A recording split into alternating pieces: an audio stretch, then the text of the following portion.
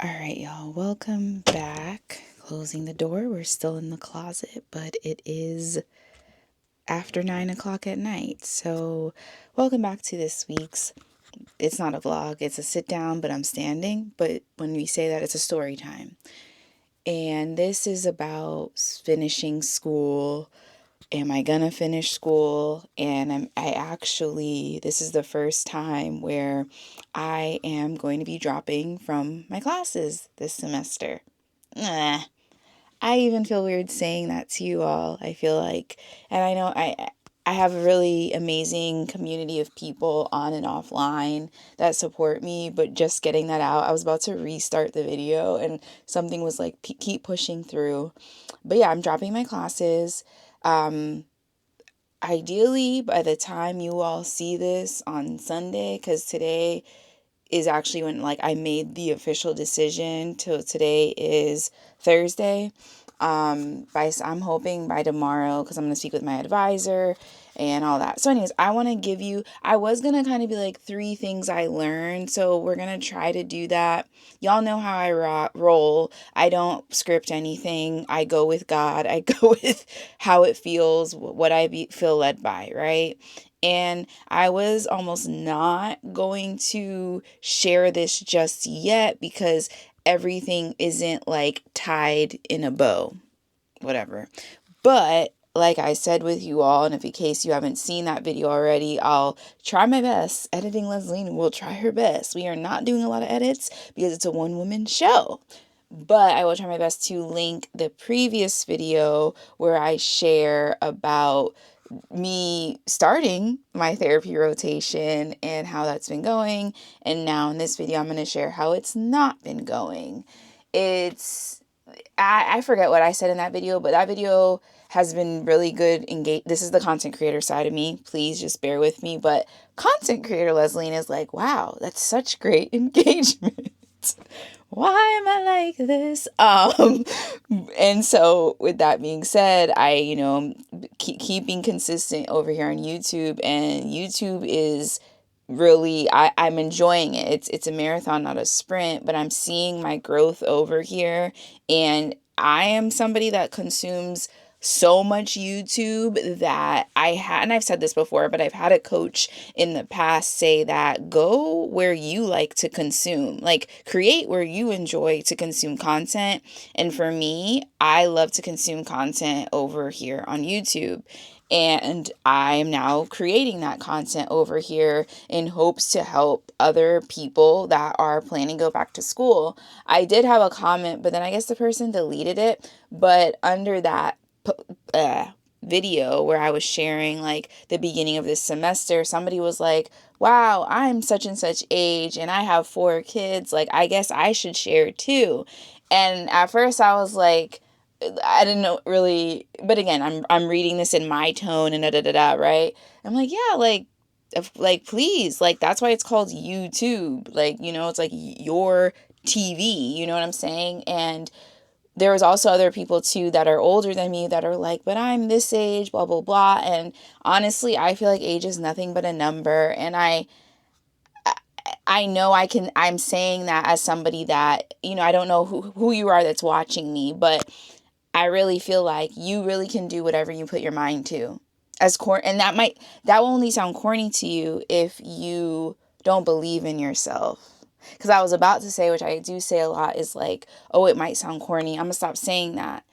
It doesn't sound corny. Because if you don't believe in yourself, if you really don't feel like you can do something, putting your mind to something, if you've never put your mind to something and followed through, then you'll be like, girl, shut up. And you probably already clicked off this video.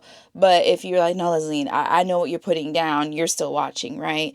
I'm on a whole tangent, but I just becoming a psychiatric mental health nurse practitioner, and right now I'm a student PMHNP, is ghetto. I don't know how really else to say it. It's ghetto. But I am so thankful I have a mentor now, which I shared with you all in that same video that I'm going to keep referencing. But I have a mentor now that has, and I'm going to shout her name out, Dr. Lindsay. She has a PMHNP boot camp specifically for students and new grads.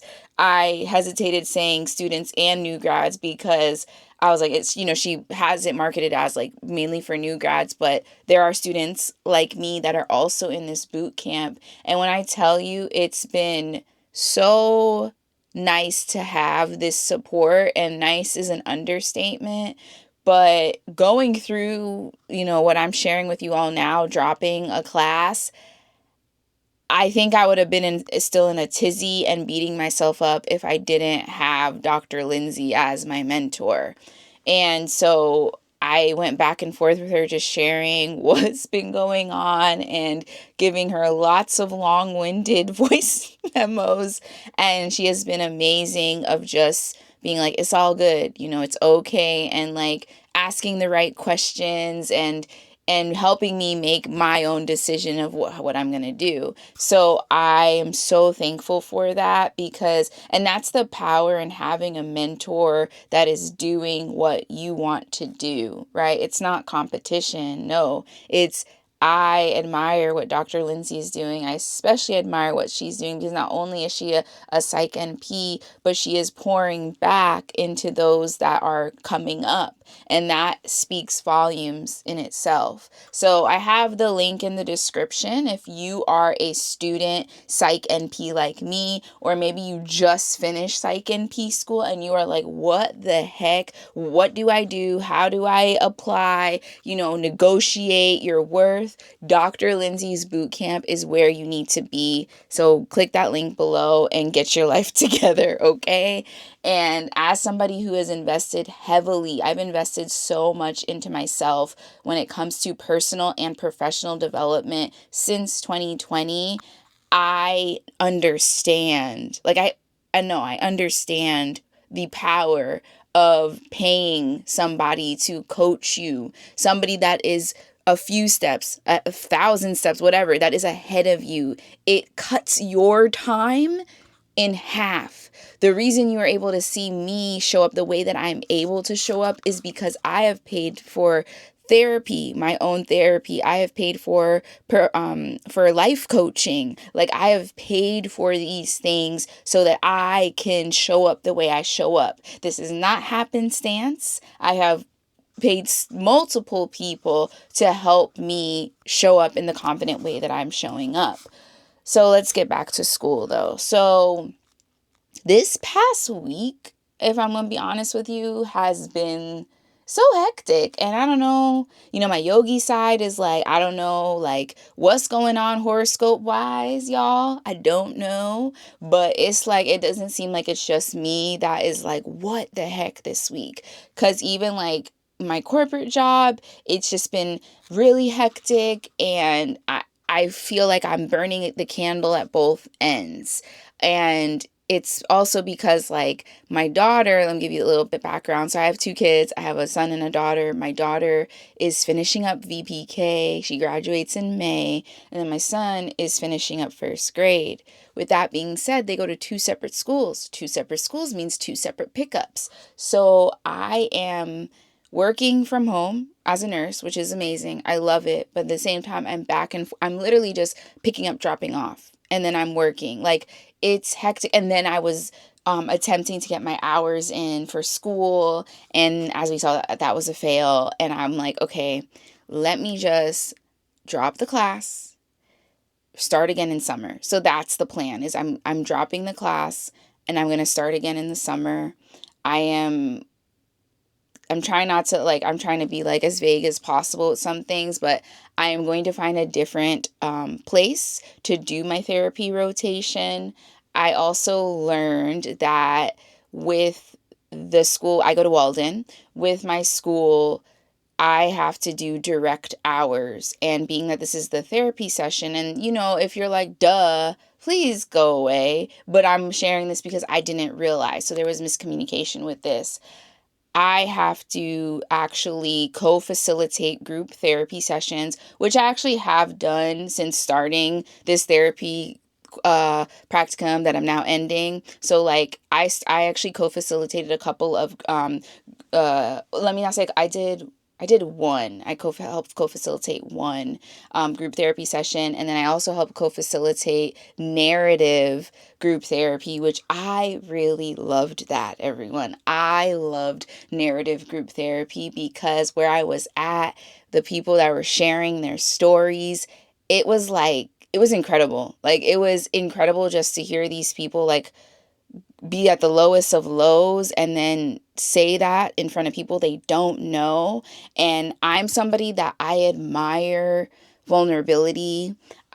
It takes a lot of courage, and I'm realizing those are traits that I have. So when I see it in other people, I am like, I eat it up. And again, I'm bringing up Dochi again, but I think that is why I'm saying again, because I'm talking about the previous video that I shared. Did I share it last week or the week before? Either way, I'm pinning it here. It'll be in the comments or in the description.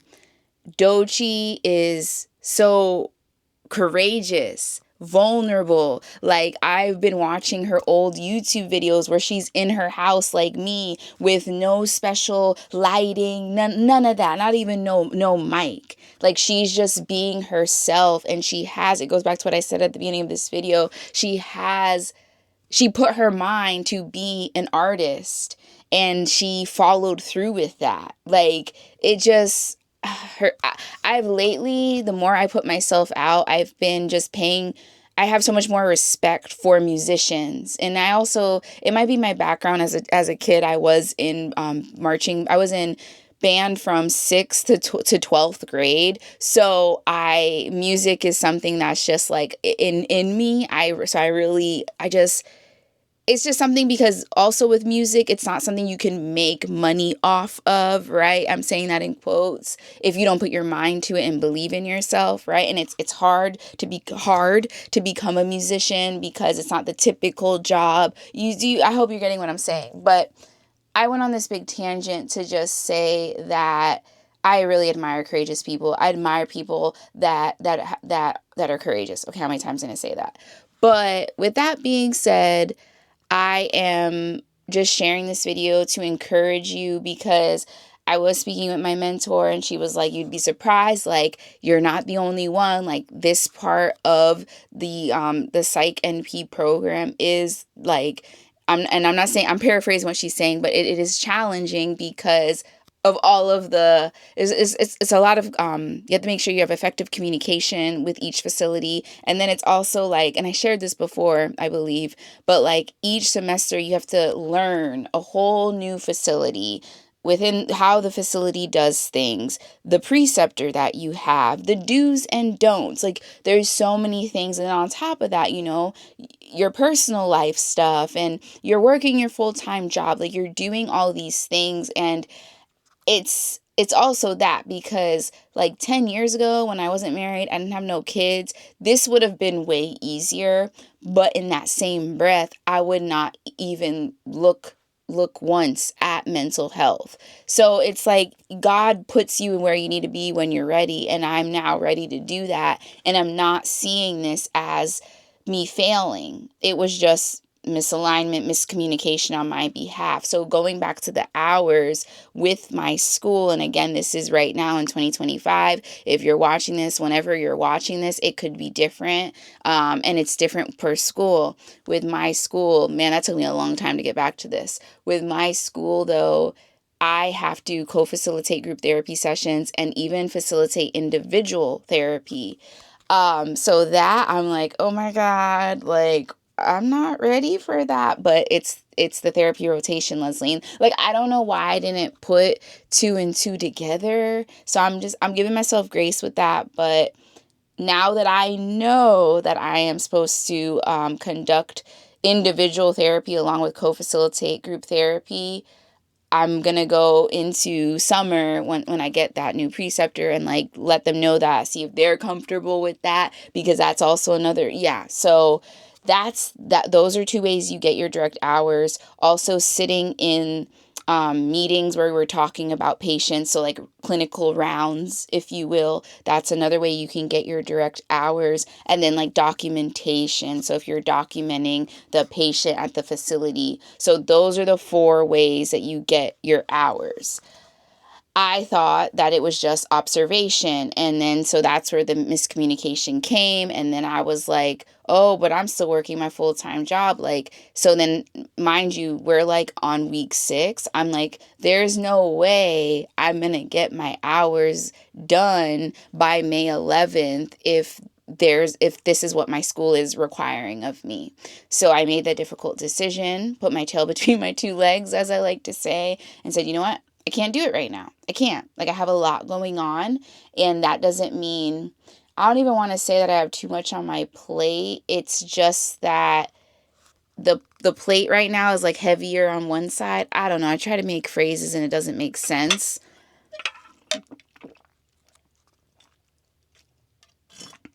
Oh my God, I'm so thirsty.